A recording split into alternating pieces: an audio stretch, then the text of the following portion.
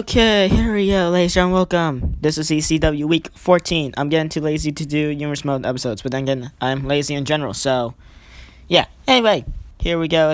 We definitely do have a blockbuster main event off the heels of the ECW exclusive Sin pay-per-view, as we definitely do have a good main event. Well, two contrasting styles, the High Flyer and currently the ECW lightweight champion, Adrian Neville. He takes on, the man who lost to ECW champion minoru Suzuki. He takes on Braun Strowman, and that is your main event of ECW here tonight. Non-title, of course, since Strowman can't really qualify for the lightweight championship because he's not a lightweight / cruiserweight. He is a super heavyweight. So, yeah, but anyway, two contrasting styles. That should be definitely going to be interesting. But ladies and gentlemen, we move on to the ring with Braun Strowman. As you see right there, Strowman definitely making himself heard. And in his mind, definitely he's not all that happy about his loss to Suzuki at the Sin pay-per-view. He does have his rematch clause though. He is right. And ladies and gentlemen, if I'm Suzuki, I'll be grasping that ECW title of mine right in the backstage area. And catch these hands, says Braun Strowman. Ladies and gentlemen, definitely not going to be all that good for Suzuki. Strowman does have his rematch clause. And of course, if I was Suzuki, I wouldn't blame Suzuki for also not just holding on to his ECW title. But ladies and gentlemen, Suzuki, he's going to reflect on his main event matchup against Strowman at the ECW Sin pay-per-view. And that's going to be later on tonight, before your main event between Strowman and Neville. So that should definitely be interesting. Here we go. Kick things off here tonight.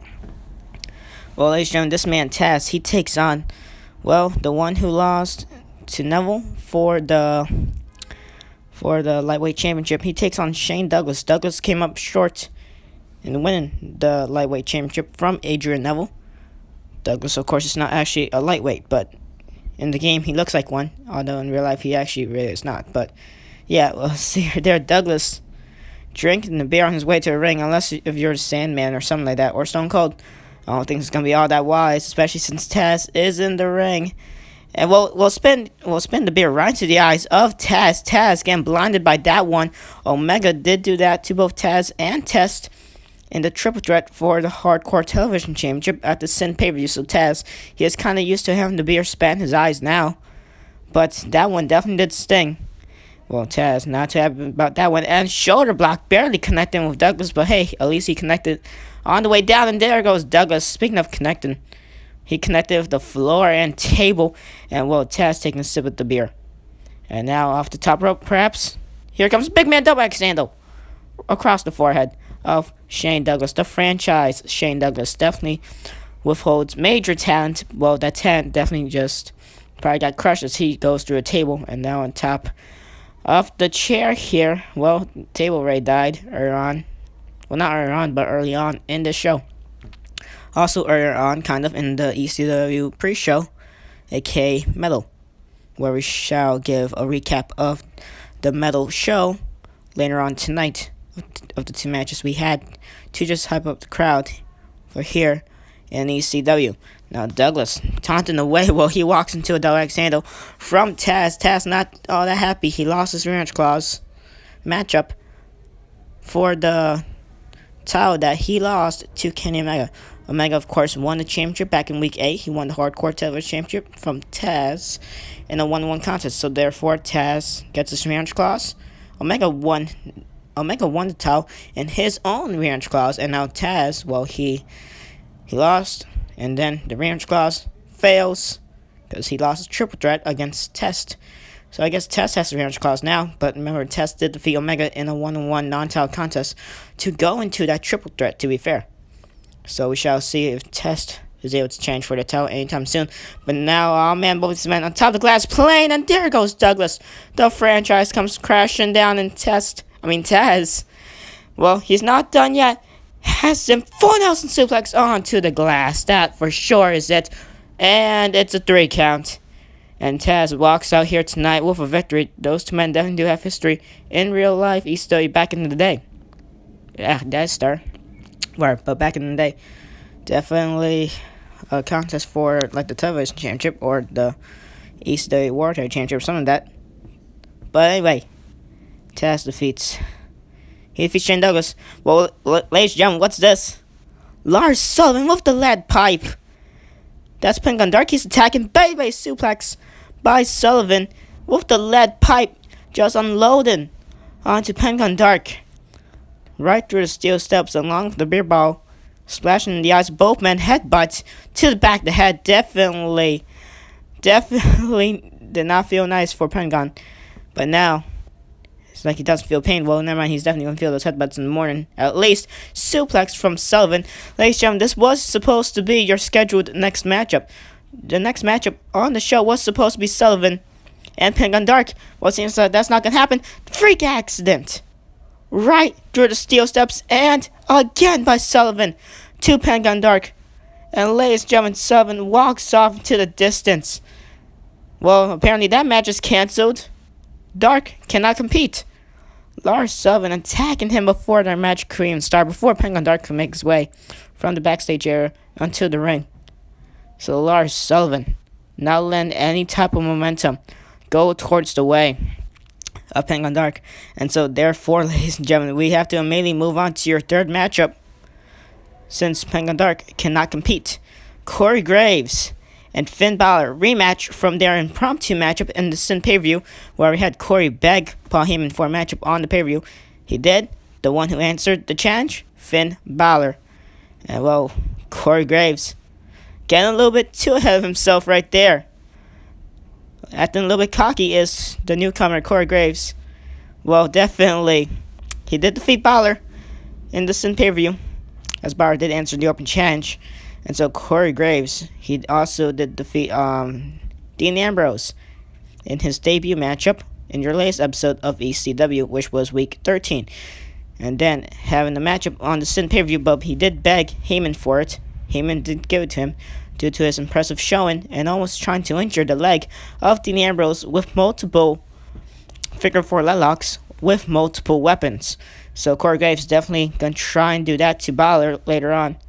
Or perhaps in a couple more seconds in this matchup. He did try to do it to Balor in the pay-per-view. I can't really remember if he actually did do it or not. But Corey Graves did defeat Balor at the pay-per-view. So now Balor looking for a tiny measure of revenge. But, well, he's just going to get concussed.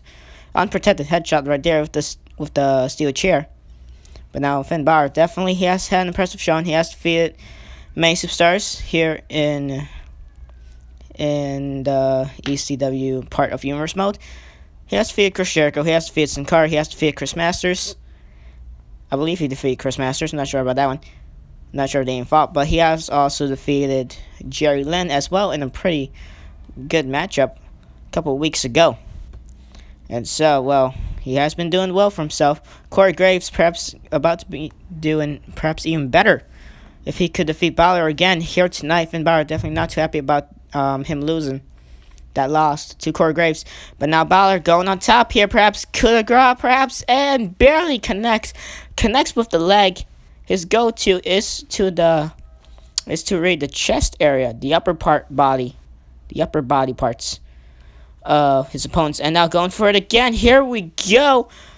Well, he overshot that one again. This time to the legs once again, but going for the pin and only a 2 count. That's what I mean. It has to be on the top part of the body for Balor could get that full force. He did not get all of it there. He only got some parts of the legs on both attempts. So therefore, Corey Graves is able to kick out of Balor's finisher with ease, because it's not to the part where Balor usually targets. Of course, Corey Graves definitely he does target the legs a lot. He will target one specific body part at a time, and he'll also just keep attacking it throughout the whole matchup, to be fair. So that's how Corey Graves rolls.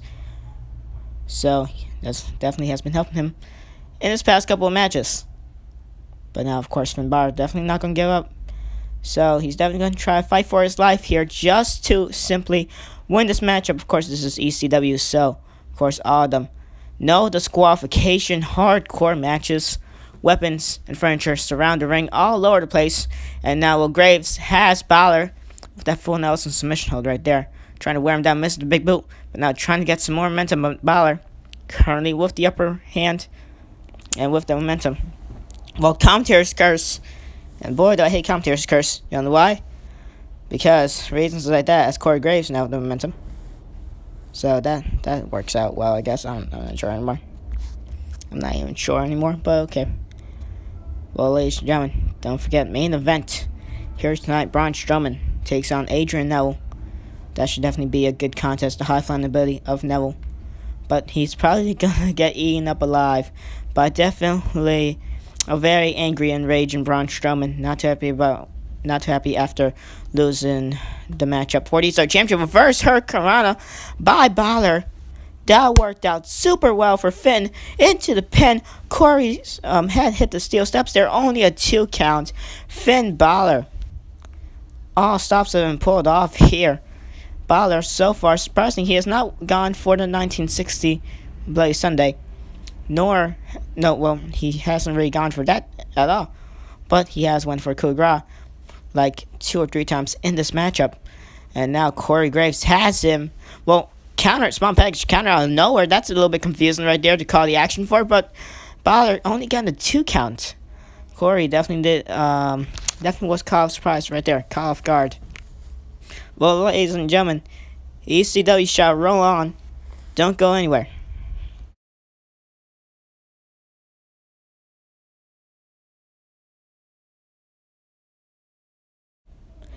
And ladies and gentlemen, welcome back. Hopefully you guys didn't miss all that much action. Well, back here on ECW so far, during the commercial break, it's been mostly Finn Balor throughout the matchup. I see right there. Corey Graves getting the upper hand here with those equalizers. And well, those equalizers being the main weapons that surround the ring. Also some parts of furniture as see right there. Corey, multiple shots with those steel steps. I mean, not steel steps. The steel chair, my bad. And then now, Corey Graves, you gotta think his momentum definitely gonna be derailed. Well, it has most likely already been derailed by Balor as he nails that reverse hurricane once again. And well, falling through his steel steps because Balor, he's dazed, he's groggy, he's been taking a whole lot of damage throughout this matchup. And Corey Graves seizes the opportunity. He's gonna seize it. Multiple shots right across the face of Balor. Nicely done. And now Corey Graves waiting for Balor, perhaps. Balor not gonna wait for him. Nails shotgun dropkick. That's how he steps to Kurigar. Nope, not gonna fully work out for Balor. Usually it's gonna be that shotgun dropkick he did, or the 1916 Bloody Sunday. Well, one of those moves definitely gonna work out for Balor. That DDT onto the concrete outside, definitely not a soft landing for Corey. And now Graves, not doing so well in this matchup. Finn Balor with the momentum as he has the headlock. And now has Graves perhaps even set up. But Corey Graves definitely going to struggle with this whole matchup. You got to think, going back to the derailing part, Corey Graves, his momentum definitely going to be derailed if he does lose to Finn Balor. Well, then again, Corey Graves is only 2-0. So it's not going to really take into account all that badly if Graves is to lose his 3rd matchup here in ECW. Well, have his first loss, but in his 3rd matchup. However, on ECW, of course, whole lot of good, young, up-and-coming bright stars, highly talented veterans, highly talented up-and-comers. Here in ECW, Adrian Balor almost having the 3 count onto Corey Graves, but now Graves, after a super kick, what's he setting up for? Has the steel steps. Well, I keep saying steel steps. He has the chair. The chair, not the steel steps. Anyway, trying to set up for something here. Super kick across the face of Finn. And now has him up, perhaps. Yes, there we go. That press slam power driver. As gruesome as it looks, gets the job done here tonight for Corey Graves, the savior of misbehavior. Picks up another victory here in the ECW brand.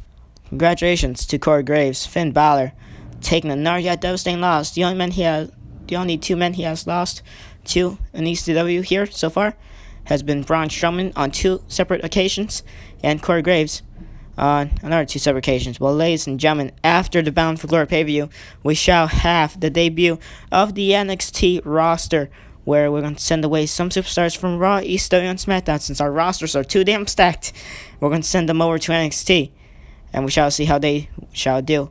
Also, with some new upcoming superstars who haven't been showcased at all in Universe mode, they shall also go over to NXT. Don't miss that after the SmackDown exclusive Bound for Glory pay-per-view, which is going to end off week 14. Well, ladies and gentlemen, speaking of don't miss an NXT, how about this? Don't miss this next matchup. Is Rusev and it's Johnny Mundo. These two have been having a pretty nice contrast and rivalry, also with Drew McIntyre occasionally involved in the mix as well. Well, ladies and gentlemen, when we come back from commercial break, we shall continue the Rusev and Johnny Mundo matchup. Don't go away.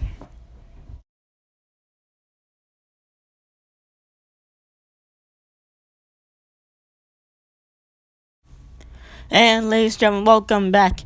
You are watching ECW, the Week 14 edition of ECW, as a matter of fact, as we tune back into the Rusev and Johnny Mundo matchup. So far, pretty back and forth contest. And now Rusev on top of the table along with Mundo. And there goes Johnny Mundo along with Rusev. Both men crashing through the table, mostly Mundo. But as you see right there, Rusev falling off the table. Didn't think about that all too much.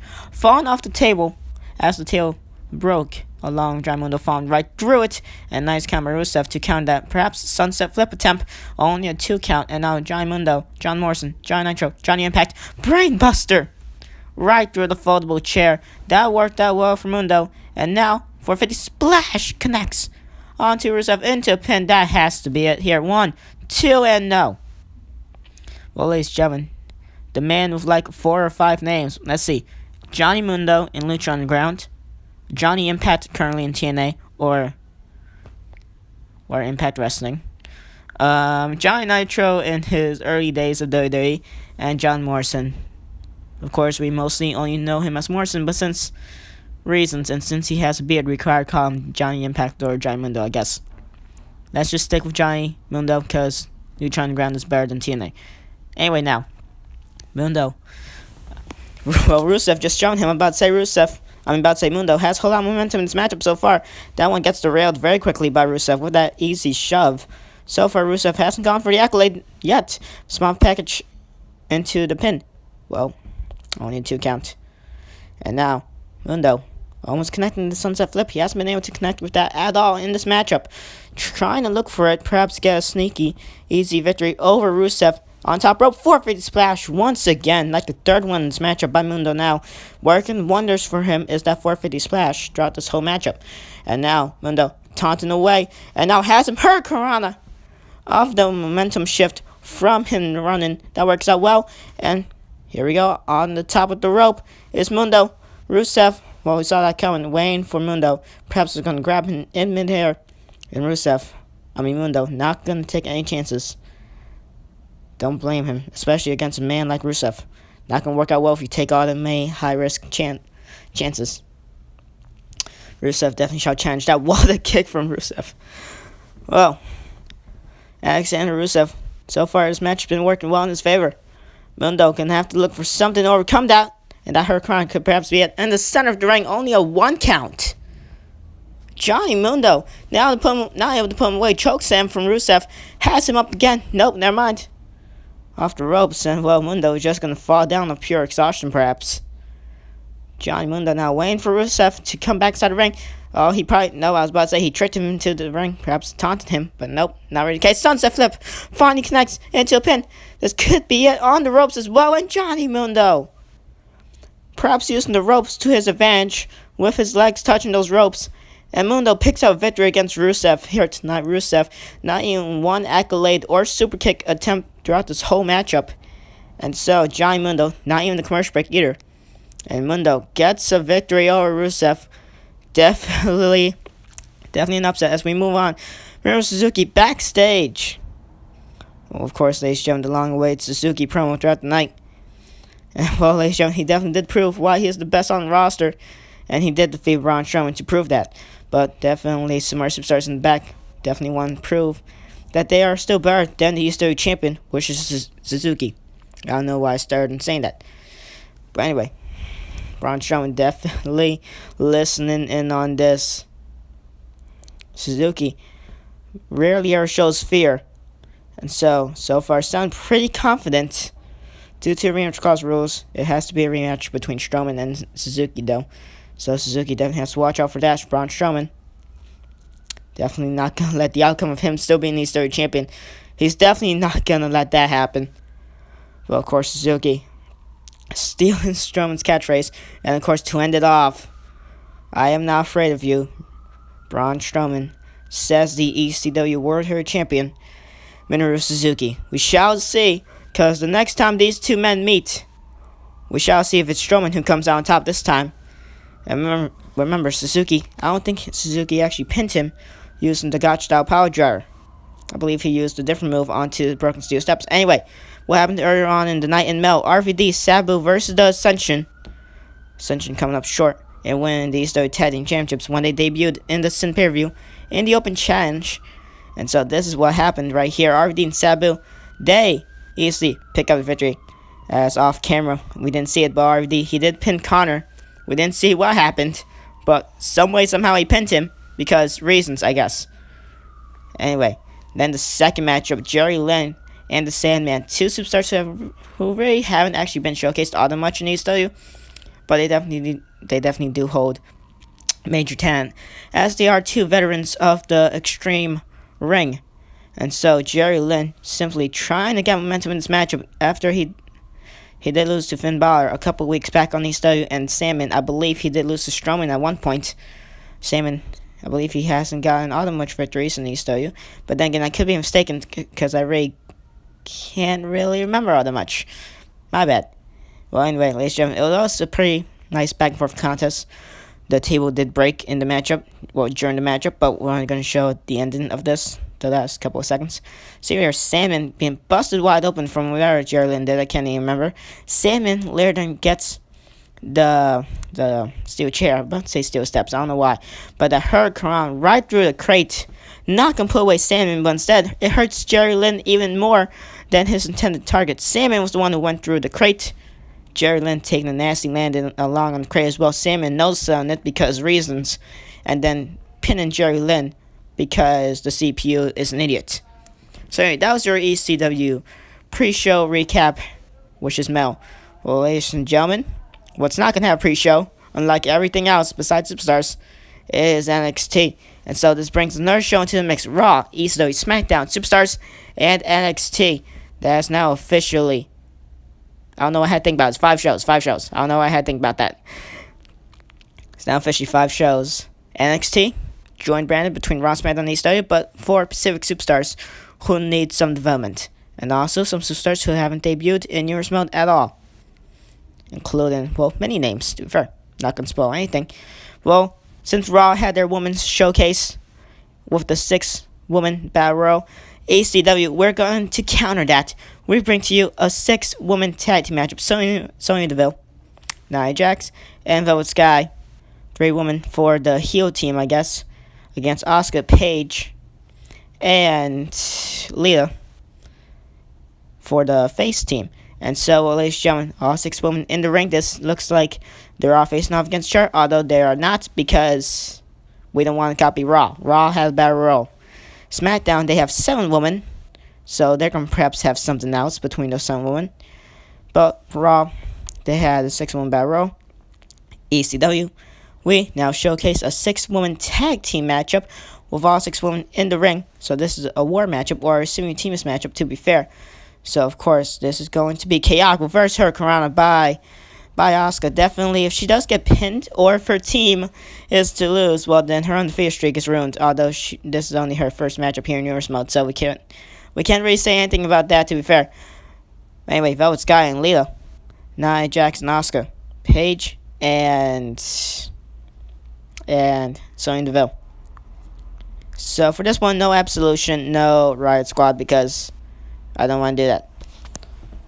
I don't know why, but I don't want to do that, I guess. Now, see where Asuka bringing down Nia Jackson to the pin. Only a 1 count. And Nia Jax, the biggest woman in this matchup, definitely gives her the advantage. Asuka, the most talented and skillful one of all these. And Leah, well, she's the veteran of this one. Definitely could teach some of these young talents some new tips and tricks. But then again, so really could Paige, because she is actually somewhat a veteran in her own right in the ring, I guess. So that works out. It works out anyway. It works out, to be fair. Now Paige stand up to Nia. Hurricane, there goes Nia Jax. Paige thinking twice, not going on the top rope. And so Nia Jax left to rock on the outside. But Nia, she's immediately back up. She is definitely one of the fan favorites to become ECW Women's Champion. Once we actually have a title match for that. As here, Velvet Sky again, just bloodied up by Asuka. Asuka definitely has a whole lot of dangerous strikes in her arsenal. So that should work out well. Because her moveset is filled with so many dangerous strikes. So we shall see what happens there. Velvet Sky ready busted open from some of those perhaps. And now Lita trying to stand up to Nia.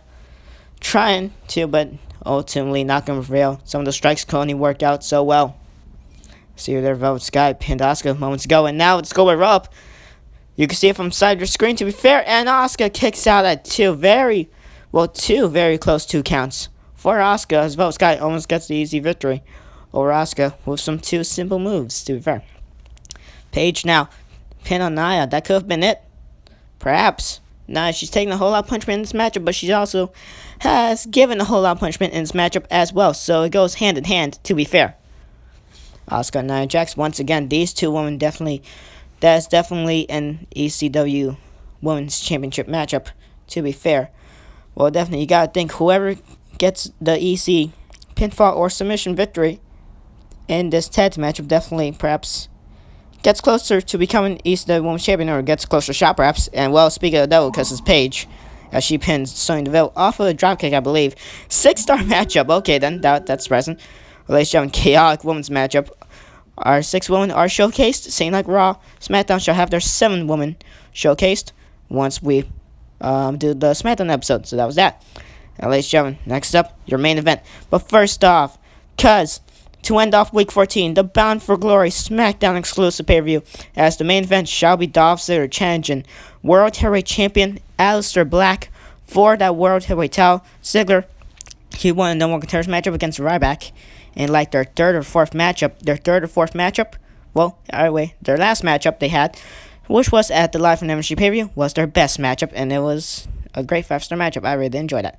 Well, anyway, on SmackDown, we shall have number 1 contender for the United States Championship, Austin Aries. He takes on Dolph Ziggler, who is number 1 contender for the World Heavyweight Championship. That shall be your main event on SmackDown once we actually bother to do SmackDown. So, ladies and gentlemen, don't miss that. Definitely going to be a good episode of SmackDown. But moving on to the better brand. Moving on to the ECW side of things. Ladies and gentlemen, don't tune away, because once we come back, we shall continue on with the Braun Strowman and Adrian Neville main event here on ECW.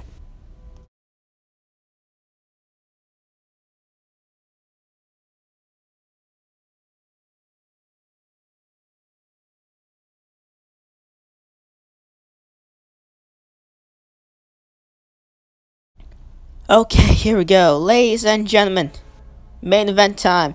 Strowman and Neville. And well, ladies and gentlemen, of course, Braun Strowman off the gate with some strikes of his own. But there goes Neville with the hurricane. You gotta think the amazing leg strength of current hardcore lightweight champion Adrian Neville, able to just lift up Strowman in the air with his legs with the hurricane / head scissors. And that works out well for Neville. But so far, not working out too well. Strowman now just taking him down. Knee right to the butt, I guess. I don't know. Or the back. I'm not sure anymore. Anyway, now Neville off the drop kick. Nails a bicycle kick. Nicely done. And there goes Strowman. Strowman's down. Braun Strowman, the monster among men. He is down. Neville doesn't want to catch it on hands. Red arrow.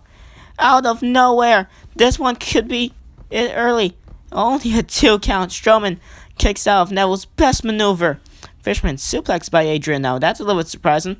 Well, ladies and gentlemen, not going to get far with that one. Strowman, he's not doing too well in this matchup so far. Neville, that bicycle kick and drop kick combo.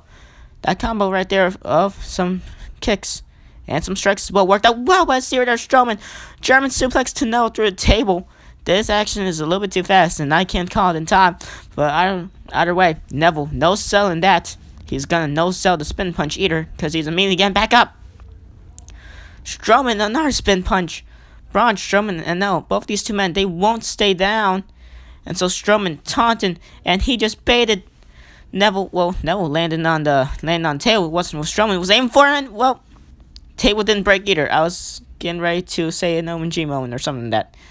Well, still didn't break. Can this table just break already, please? Strowman now has Neville on top of the table, and well, never mind. And Neville, getting out of harm's way, realizes the mistake he probably would have had if he stood on the table, and there goes Strowman off the dropkick. Neville sent him up another red arrow right to Braun Strowman. Now, Neville not going for a pin, surprisingly. Well, Strowman's already back up, so it doesn't even matter. And there goes, not through the table. Are you kidding me? Go through a table, please. Someone, I don't care. I don't care who it is. Someone go through a table. We need a table spot. Now, no, sets him up. Strowman, red arrow for a third time. This time through the table. That one has to be only a 1 count. Are you kidding me?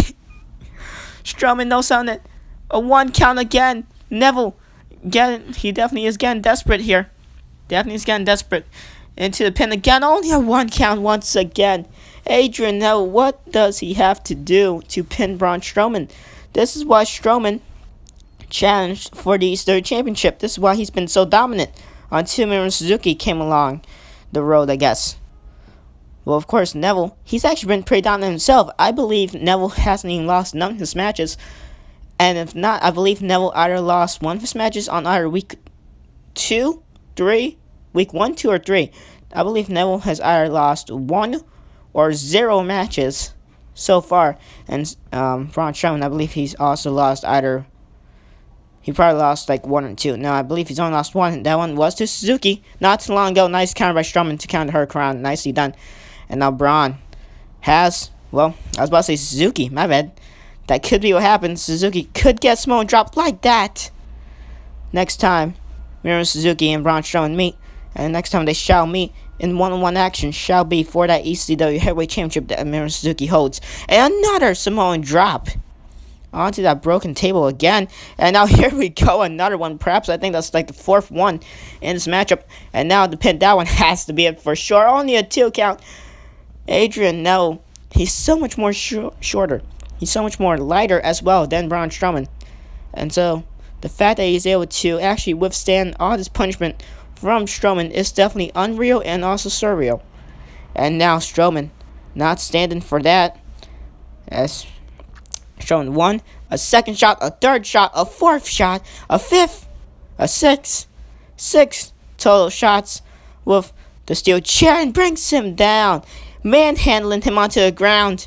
And onto the steel steps. The steps didn't break. It was on the point, on the very edge, onto Neville's abdomen, perhaps. And well, ladies and gentlemen, minoru Suzuki, take notes, and also take notice, because that man, Braun Strowman, he's coming for you and that ECW Championship again.